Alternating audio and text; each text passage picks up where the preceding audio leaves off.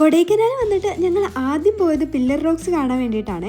ഇവിടുത്തെ ഓരോ ടൂറിസ്റ്റ് പ്ലേസുകളും നമ്മൾ താമസിച്ച റൂമിൽ നിന്ന് വെറും 4-5 കിലോമീറ്ററുകൾ ദൂരത്തായിരുന്നു കേട്ടോ. പക്ഷെ ഈ ട്രിപ്പിന് വേണ്ടിയിട്ട് ഞങ്ങൾ തെരഞ്ഞെടുത്തത് വീക്കെൻഡ് ആയതുകൊണ്ടായിരിക്കണം എല്ലായിടത്തും ഇഷ്ടം പോലെ ആൾക്കാരുണ്ടായിരുന്നു. അതുപോലെ റൂമിനകത്ത് നല്ല തണുപ്പാണെങ്കിലും പുറത്തിറങ്ങുമ്പോൾ നല്ല വെയിലിന്റെ ചൂടും ഉണ്ടായിരുന്നു. അങ്ങനെ പില്ലർ റോക്സ് ഒക്കെ കണ്ട് അവിടുന്ന് കുറച്ച് വീഡിയോസും ഫോട്ടോസും ഒക്കെ എടുത്തിട്ട് നമ്മൾ നേരെ പോയത് ഗുണ കേവിലേക്കാണ്. ഫിലിമിൽ മാത്രം കണ്ടിട്ടും കേട്ടിട്ടും ഉള്ള ഒരു സ്ഥലം നേരിട്ട് കാണാൻ പോകുന്നതിന്റെ എല്ലാ എക്സൈറ്റ്മെന്റും എന്റെ മുഖത്തുണ്ടായിരുന്നു. പക്ഷെ അവിടെ എത്തിയപ്പോഴല്ലേ കഥയുടെ ഗതി ആകെ മാറിയത്. എൻട്രിയിൽ തന്നെ കൂട്ടം കൂട്ടമായിട്ട് ഇത്രയും ആൾക്കാരെ കണ്ടതോടുകൂടി എന്റെ ഗ്യാസ് മൊത്തം പോയി. അങ്ങനെ ഞങ്ങളിതാ ഉള്ളിലോട്ട് കയറുകയാണ്.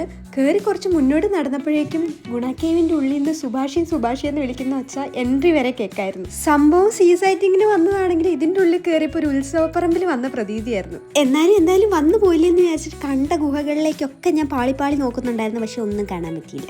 നല്ല കിടുക്കാച്ച് റീൽസും വീഡിയോയും ഒക്കെ എടുക്കണമെന്ന് വിചാരിച്ചു വന്ന ഞാനാ ആകെ മര്യാദയ്ക്ക് കാണാൻ പറ്റിയത് കുറച്ച് കുരങ്ങന്മാര്, അതും ഭയങ്കര അഗ്രസീവ് ആയിട്ടുള്ള കുരങ്ങന്മാര്. ആ ഒറിജിനൽ ഒന്നും പോരാഞ്ഞിട്ടാണെന്ന് തോന്നുന്നു ഒരു ഡ്യൂപ്ലിക്കേറ്റിനെ മരത്തിന്റെ മേലെ ഉണ്ടാക്കി വെച്ചിട്ടുണ്ടായിരുന്നു. എന്തിനു വേണ്ടിയിട്ടെന്ന് എനിക്കറിയാൻ പാടില്ല. ഇതൊക്കെ കണ്ട് തരിച്ചു നിൽക്കുമ്പോഴാണ് ഞാൻ കുറച്ച് ധൈര്യശാലികളായ കുട്ടികളെ അവിടെ കണ്ടത്. ഇത്രയും വർഷം പഴക്കമുള്ള ഗ്രില്ലിന്റെ മേലെ ചാടി നിൽക്കും. വെറുതെ അല്ല കുറെ എണ്ണം കുഴി പോയതെന്ന് ഇപ്പോഴാണ് എനിക്ക് മനസ്സിലായത്. ഇങ്ങനെയൊക്കെ ആയിരുന്നെങ്കിലും അവിടെ കാണാൻ ഭയങ്കര അടിപൊളിയായിരുന്നു കേട്ടോ. നമ്മൾ സെലക്ട് ചെയ്ത ദിവസവും ക്ലൈമറ്റും ശരിയല്ലാത്തതുകൊണ്ട് സംഭവിച്ചാണ് ഇതൊക്കെ. അങ്ങനെ കേവൊക്കെ കണ്ട് നമ്മൾ തിരിച്ചു പോകുമ്പോഴാണ് ഈ കാട്ടീനെ നമ്മൾ കാണുന്നത്. റോഡ് സൈഡിൽ ഇത്രയും അടുത്ത് ഇത്രയും വലിയൊരു സാധനത്തിനെ കാണുന്നത് ആദ്യമായിട്ടാണ്. നമ്മുടെ റൂമിലേക്ക് ഇവിടുന്ന് കുറച്ച് ദൂരമുള്ളെങ്കിൽ അവിടെ എത്തിയപ്പോഴേക്കും 1 മണിക്കൂറൊക്കെ കഴിഞ്ഞായിരുന്നു. കാരണം അത്രയും ബ്ലോക്ക് ആയിരുന്നു. തിരിച്ചെത്തിയപ്പോൾ തന്നെ നല്ലോണം വിശപ്പായിരുന്നു. പിന്നെ നമ്മൾ മലയാളികൾ എവിടെ പോയാലും പൊറോട്ടയും ബീഫും കഴിഞ്ഞിട്ടല്ലേ ഉള്ളൂ. അങ്ങനെ ഞങ്ങളെ റൂമിലാക്കിയിട്ട് പ്രണയും സച്ചിനേട്ടനും കൂടെ എവിടേക്കോ പോയി കണ്ടുപിടിച്ച് കൊണ്ടുപോകുന്നതാണ് ഈ പൊറോട്ടയും ബീഫും.